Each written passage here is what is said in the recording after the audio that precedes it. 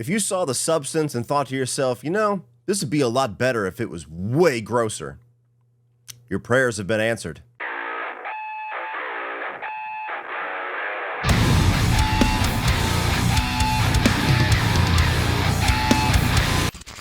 What is up, guys, and welcome to my review of The Ugly Stepsister. This is a Norwegian body horror film that has been making quite a bit of buzz on the festival circuit. It premiered at Sundance, I believe, not too long ago. It was down in New Orleans at the Overlook Film Festival, which is where I heard a lot of the buzz coming out of.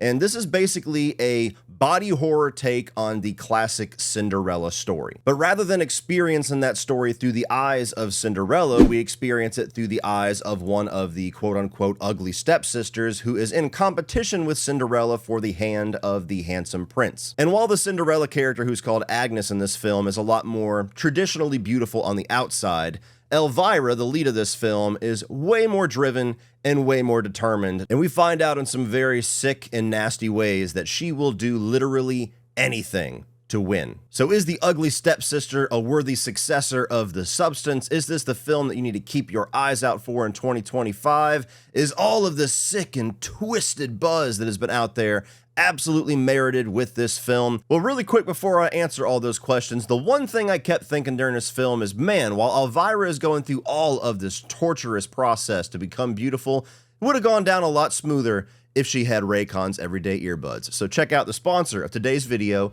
Rincon. From early mornings to late nights, mom is always on the go, juggling work, family, and everything in between. Well, this Mother's Day, treat your mom to Raycon's everyday earbuds, because every mom deserves a chance to sit, relax, and recharge while listening to her favorite music, podcasts, or just taking phone calls in crystal clear sound. And Raycon's newest model of the everyday earbuds is better than ever because you get a 32-hour battery life, as well as their new quick charge function, where within just a 10-minute charge, you can get 90 minutes of battery life. And they also have multi-point connectivity, which lets them pair with 2 different devices at once, so mom will never ask you to redo her Bluetooth settings again. And the everyday earbuds also come with active noise cancellation, which is a really rare feature to find at this price point, which is half of what the other guys charge. And as somebody that goes to the gym all week long, that's my favorite feature because I can't stand the music that my gym plays. They're also water and sweat resistant, and they also have an awareness mode, which is good for when I use them at home so that I can keep an ear out for my kids. And if mom has her own style, and we know they all do, Rincon also offers these protective cases that come in a variety of colors and designs. And not only do they look great, but you don't even have to take them off to continue using your wireless charging capabilities. And if for whatever reason mom's not liking her Rincons, they offer a 30-day happiness guarantee return policy, no questions asked. So if you want to be mom's favorite child this Mother's Day, go to buyraycon.com/Cody Leach to get 20% off site-wide. That's right, 20% off of everything on Raycon's website by going to buyraycon.com/Cody Leach. And thank you so much to Rincon for sponsoring today's video. Starting off with the positives for The Ugly Stepsister, as somebody who has been very critical and very vocal about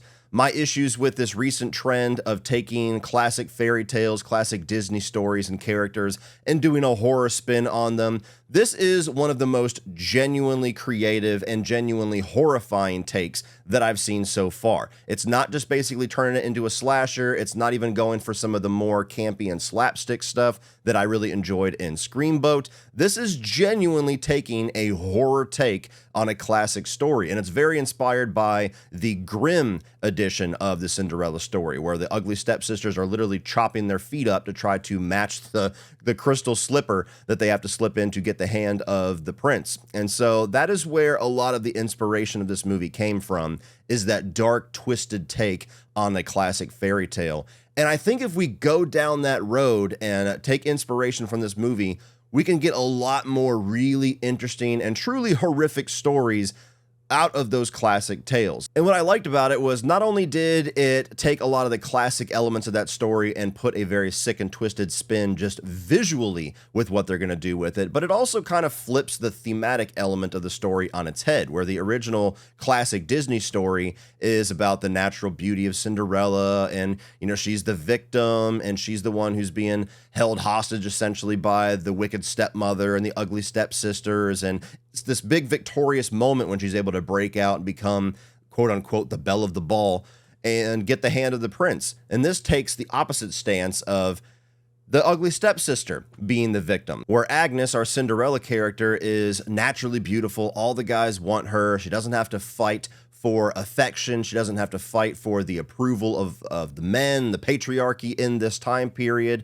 And the ugly stepsister is the one who, at least at the beginning of the story, has all these noble intentions, has all these desires to be royalty and to be this fitting bride, this fitting wife, and to be able to walk through society and not have this nose turned up at her for her outside looks. And much like The Substance, we're going through a story where we watch a character battling against beauty standards and doing basically everything they can to compromise themselves both inward and outward to match the standards of somebody else, when who they are as a person on the inside never matters. That's not a standard that anybody cares about. And as a guy who doesn't go through a lot of what women go through as far as trying to meet some kind of a beauty standard, certainly not as extreme of a beauty standard, I think it does make a point when you see a movie like this that does take it to the extreme. You look at it nowadays and it's, women spending hundreds of dollars on haircuts and putting on makeup to just go to the mall or just go out grocery shopping or buying a new outfit for every single occasion. And us guys just, wake up, comb our hair, throw on an old t-shirt, and we basically met our beauty standard. And so it really does kind of put you in the shoes of somebody in the most extreme, horrific situation that does relate to today in a very sick way. The actress who is playing the lead here, Leo Myron, who's playing Elvira, I thought she was very good. She has done some other things that I have not seen before, but her eyes are very expressive. That was the thing that stood out to me. For somebody who, especially towards the beginning of the story, is supposed to be like this outwardly ugly person, somebody who is definitely not going to have an easy time getting the prince, I thought her eyes was the one thing that kind of stayed human as they're modifying her nose and her hair and, making her lose weight and do all these crazy things to her throughout the movie. Something about the look in her eyes and the way that was kind of like the window to her character's soul throughout.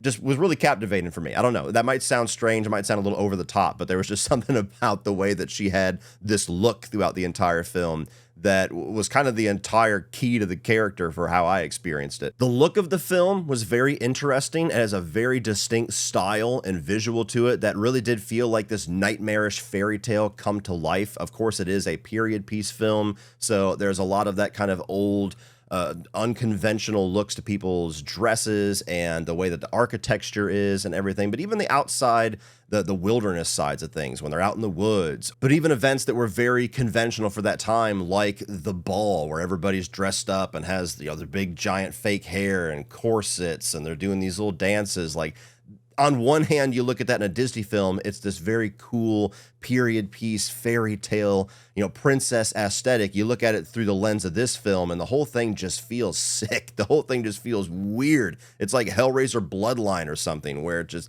the look of everything has a beauty to it, but also has this darkness to it, and it kind of maintains that balance all throughout. And one of the elements that was actually most effective for me was the relationship between Elvira and her mother, Rebecca, who is like, the stepmother to the Cinderella character in this film. And she's the one who's really driving her daughter's mental state and driving the way that she is and driving her mentality that being this symbol of beauty and getting married into royalty, into wealth and power is the only purpose in life. And the way that you have this mother to daughter relationship explored here, where it seems very much at first like the mother trying to live through the daughter, like she's already too old to marry the prince. And so now she has to have her daughter enact basically her dream. And that's something that is a pretty common thing for parents to do to their kids in one way or another. But the twisted ways in which it's explored here, the amount of torture that she lets her daughter undergo, the amount of just misery that she puts her daughter through.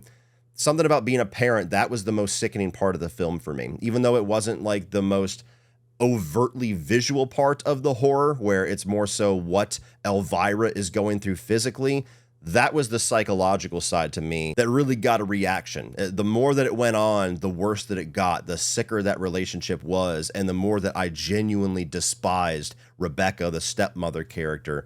And especially the notes that it ends on, which I'm not going to spoil, obviously, kind of just puts an exclamation point on that for how a lot of parents like that are, where at the end of the day, the kid's victory, the kid's life, the damage that is done to the kid doesn't matter at all to that person. It's just about whether or not they got what they wanted, and if they didn't, they move on to the next person that can get it. Moving on to the mixed. This is a film that I feel like most of its buzz and its reputation has been pretty much centered around how gross, how sick, how twisted it is. That was certainly all I heard coming out of Overlook from a lot of my friends was, you know, there's this one scene that I was going to vomit. There's that scene, it goes for it. Like, that's the type of movie that it is, where its legacy is how sick and twisted it is. It's a vomit bag type film. And I have to be honest, I felt like it was a bit overhyped in that regard. Now, that is something that's pretty common out of a film festival, and if you're not somebody who is lucky enough to attend it, you know, I'm probably somebody who has overhyped a film for others coming out of a film festival, because naturally you're in the coolest context to watch any film, even the ones that you don't really care for so much. Usually you're there with the director, you're there with the cast, the people in the room that are with you are big rowdy horror fans, and so it's just the best context to see something for the first time. And there's a lot more reaction in the room when you have a film like this, where people are actually going to scream and yell and moan and wail whenever nasty shit is happening on screen. So I get why that is the buzz, but watching it at home, I honestly never felt like there was that scene. I felt like there's movies I've seen within the last year that were a lot more overtly shocking for me personally. And so I do think it is a film that is probably going to have a good bit of overhype for a number of people if that's the driving force for why they're checking it out.